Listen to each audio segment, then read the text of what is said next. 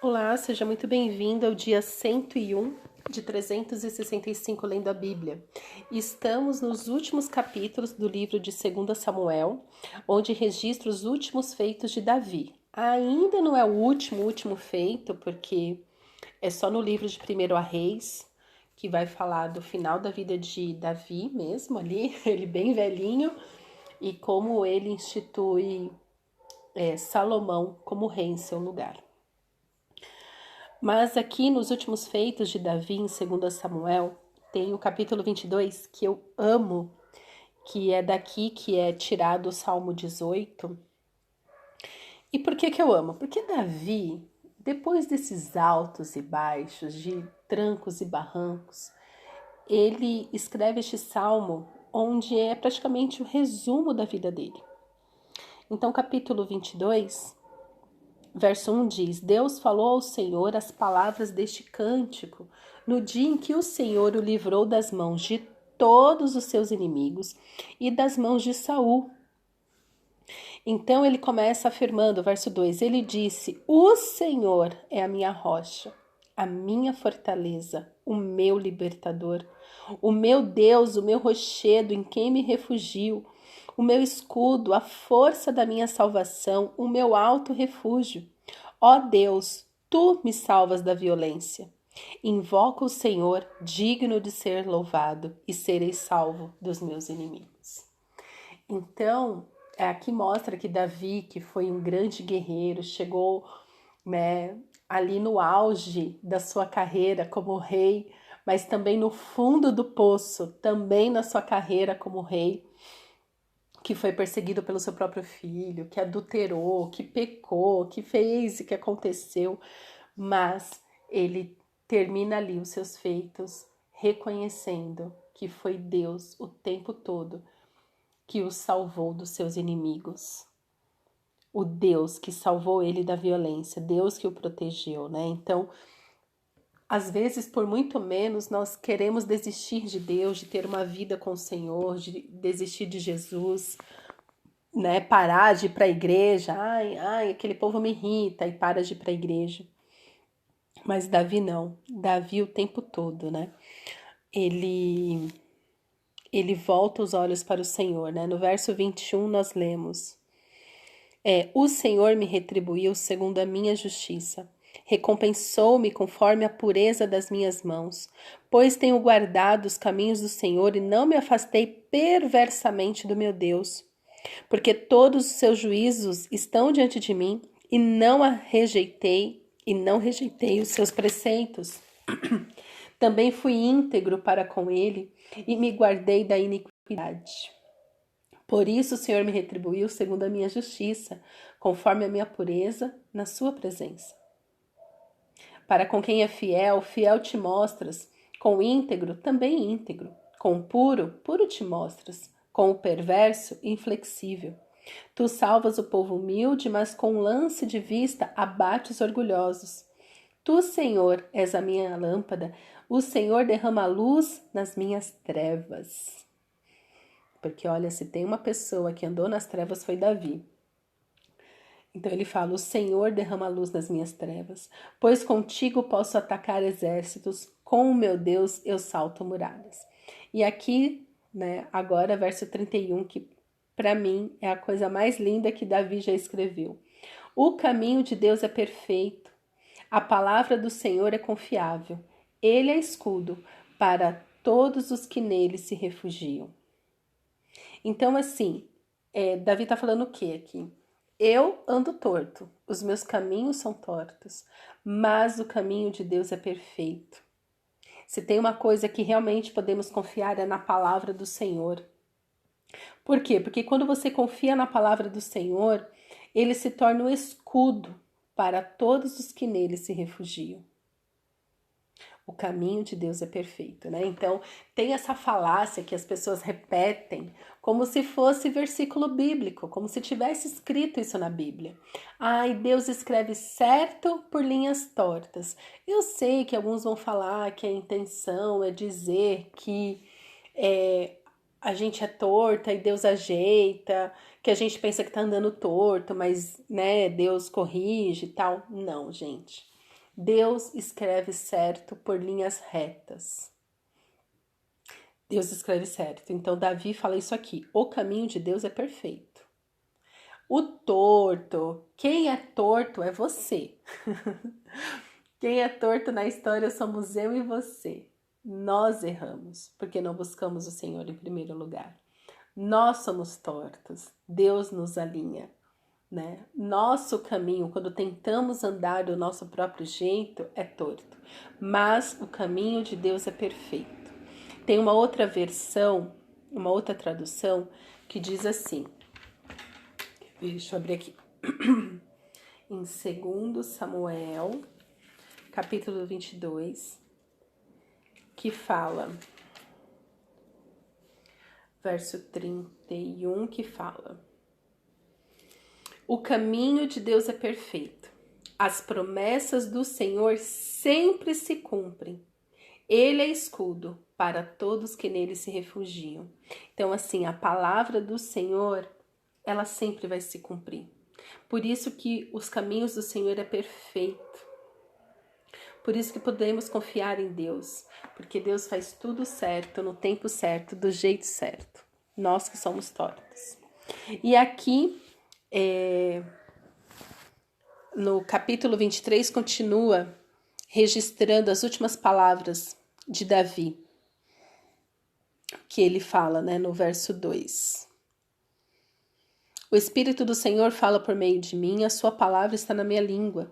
O Deus de Israel falou, a rocha de Israel me disse, aquele que governa o povo com justiça, que domina no temor do Senhor, de Deus, é como a luz da manhã, quando sai o sol, como a manhã sem nuvens, cujo esplendor depois da chuva faz brotar da terra a erva. Não é assim que a minha casa está para com Deus? Pois estabeleceu comigo uma aliança eterna, em tudo bem definida e segura. Não me fará ele prosperar toda a minha salvação e toda a minha esperança? Então Davi, depois de ter feito tudo isso, a esperança dele no Senhor é renovada. Então eu vejo que muitos crentes têm problema com aqueles crentes que pecam, que erram, mas depois voltam para Deus e têm uma vida nova no Senhor e falam, fulano fez isso e agora tá aí pagando de santinho. Gente, para de julgar os outros. A gente não sabe da intimidade dessa pessoa com Deus. Porque com Davi foi isso. A palavra do Senhor diz também que perdoarei os seus pecados e deles não me lembrarei, lançarei nas profundezas do mar. Então, assim, Deus, ele não perdoa você e depois fica jogando seu pecado na sua cara. Deus não faz isso. Deus não faz isso.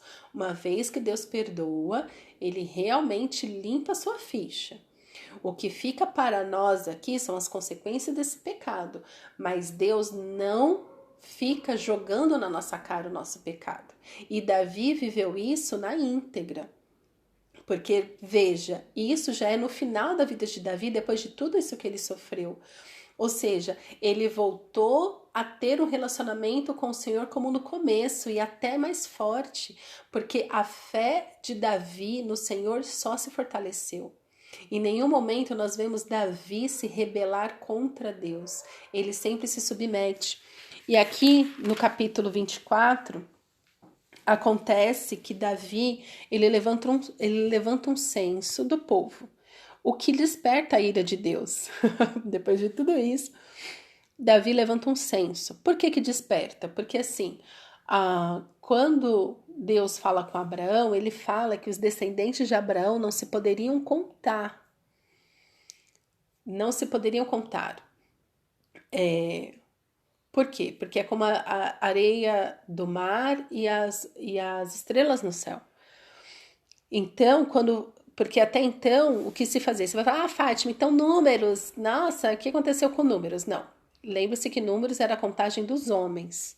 Aqui ele está contando o povo, ele quer saber quantas pessoas tem.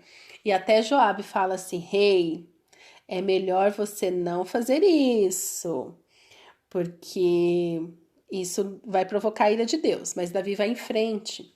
Então Deus como ele e Davi, né, são parceiros, Aqui no capítulo 24, a partir do verso 10, diz: Depois de haver recenseado o povo, Davi ficou com dor no coração. Ele disse ao Senhor: Cometi um grande pecado ao fazer o que fiz, mas agora, Senhor, peço-te que perdoes a iniquidade do teu servo, porque eu fiz uma grande loucura. Quando Davi se levantou pela manhã, a palavra do Senhor veio ao profeta Gade, vidente de Davi, dizendo: Vá e diga a Davi: Assim diz o Senhor, eu lhe ofereço 3 opções. Escolha uma delas para que eu execute contra você. Gade foi falar com Davi e lhe comunicou isso, dizendo: Você quer 7 anos de fome na sua terra, 3 meses fugindo dos seus inimigos, que vão persegui-lo, ou 3 dias de peste na sua terra? Decida agora e diga que resposta devo dar ao que me enviou. Então Davi disse a Gade: Estou muito angustiado, porém é preferível que caiamos nas mãos do Senhor, porque muitas são as suas misericórdias.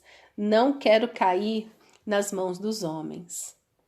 Então Davi, ele preferia, e tem uma versão, uma outra tradução, que eu não vou lembrar qual o nome da tradução, mas tem uma outra tradução que diz assim: é melhor cair nas mãos do Deus vivo do que cair nas mãos dos homens. Ou seja, Davi está falando assim: é muito melhor eu saber que Deus está me castigando do que eu me jogar nas mãos de homens para que eles me castiguem. Por quê? Porque Deus é rico em misericórdia. Então, assim, mesmo o Senhor me castigando diretamente, eu sei que esse castigo vai vir cheio de misericórdia e eu não vou sofrer tanto. Agora, se um homem me castigar, daí vai vir um sofrimento que eu não vou conseguir suportar. Coisa boa é cair nas mãos do Deus vivo. Então, quando Deus está fazendo algo na sua vida, está te castigando, está te corrigindo, agradeça. Porque é melhor o Senhor te corrigir, é melhor o Senhor te castigar, porque Ele é rico em misericórdia, do que nas mãos dos homens. Então, por exemplo, um tempo atrás eu estava conversando com um rapaz e ele era muito novinho, tinha acho que 22, 23 anos, ele falando em casamento. Só que ali eu tinha detectado que ele era um tanto imaturo para já assumir um namoro, um noivado, e assim casar, né? E ele estava solteiro ainda, então eu falei para ele assim: olha, busca amadurecer no Senhor, busca você ter uma robustez aí na sua emoção, resolva suas pendências com seus pais, para que você saia de casa com honra. Então aproveita esse tempo para você ser castigado, moído pelo Senhor, porque vai vir regado de misericórdia esse amadurecimento. Mas se hoje, na situação que você tá, você já namorar, noivar e casar, você vai sofrer muito mais. Por quê? Porque você vai amadurecer durante o casamento. Então você vai sofrer, sua esposa vai sofrer, seus filhos vão sofrer. Porque é isso que acontece quando você casa fora de tempo. Então se entrega ao Senhor, fala: Senhor, me moe, pode me moer, porque vai vir cheio de misericórdia. Então, verso 15: Então o Senhor enviou a peste a Israel desde a manhã até o tempo que havia determinado. E desde Dan até Berseba morreram 70.000 homens do povo. Quando o anjo do Senhor estendeu a mão sobre Jerusalém para destruir, o Senhor mudou de ideia quanto a este mal e disse ao anjo que fazia a destruição entre o povo: Basta, retire a sua mão. O anjo estava junto à eira de Araúna, o Jebuseu. Ao ver o anjo que feriu o povo, Davi falou ao Senhor e disse: Eu é que pequei, eu é que fiz essa perversidade, mas esta ovelha o que fizeram, que a tua mão seja contra mim, contra a casa do meu pai. Então, naquele mesmo dia, Gade foi falar com Davi e lhe disse: Vai, edifique um altar ao Senhor na eira de Araúna, o Jebuseu. Davi foi, segundo a palavra de Gade, como o Senhor lhe havia ordenado. Araúna viu do alto que o rei e os seus homens vinham ao seu encontro.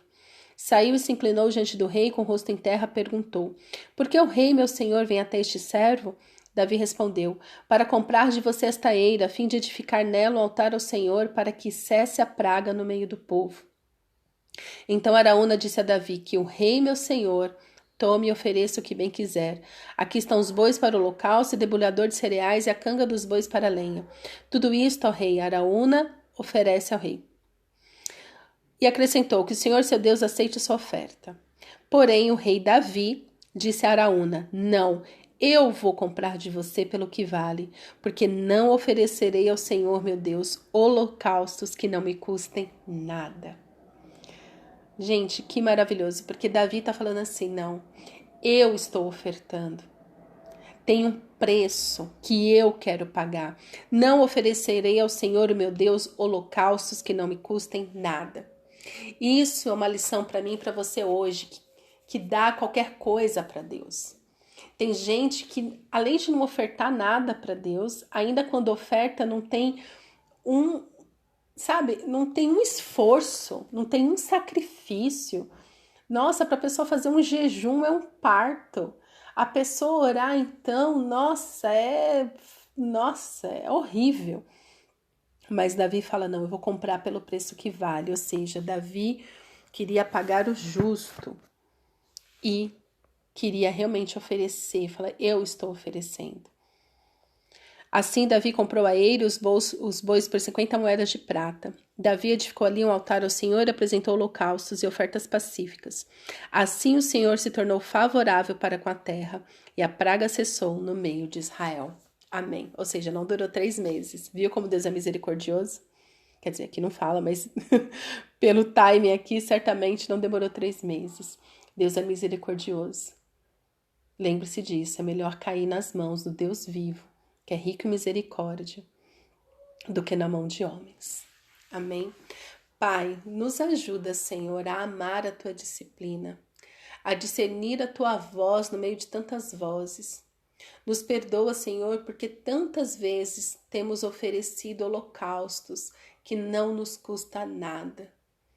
Nos ensina, Senhor, a ter uma vida diante de Ti, que realmente glorifica o Teu nome, que faz com que nossos caminhos se alinhem aos Seus. Nos ajuda, Senhor.